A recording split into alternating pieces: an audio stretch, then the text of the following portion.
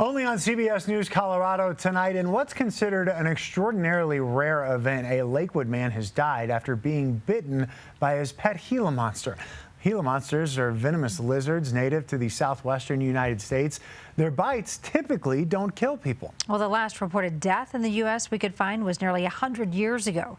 CBS News Colorado investigator Brian Moss shares what doctors and experts are telling him about what happened and how this man died. Brian joins us now live in studio. So, Brian, what have you learned? As you pointed out, this is an exceedingly rare case. There are a lot of questions about what happened in this case. Now, experts we spoke to say this case shows that anything venomous can harm you, and they have to be treated with caution.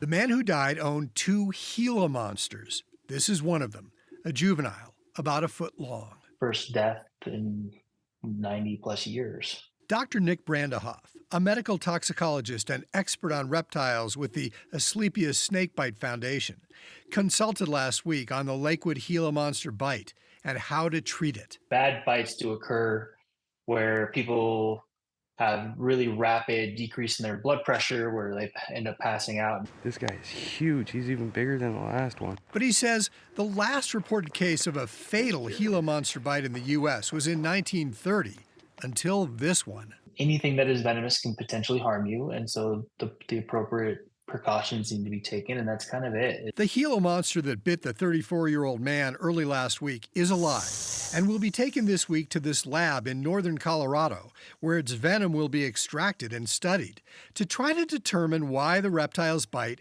might have killed its owner. And look at the venom components and see if there's some reason that something like this might occur. An investigator with the Colorado Parks and Wildlife Department says both of the man's Gila monsters were confiscated, since the investigator says they are illegal in Colorado without a license. He too says this case shows that venomous reptiles are hazardous and should only be handled by people with the proper training. Really strange case. Haven't heard of anything like this before. So rare. Yeah, it so is. Brian, do we know anything else about the owner? Very little at this point. Authorities are just not saying much. 34 years old. He actually died on Friday. But beyond that, authorities just not saying much about this man in this case at this point. We know some hospitals have anti-venom in case someone is bitten by a rattlesnake. Is there something similar for this kind of bite? Well, you know, rattlesnakes in Colorado and their bites are somewhat common. They're not unusual here, so that's why a lot of hospitals do have anti-venom.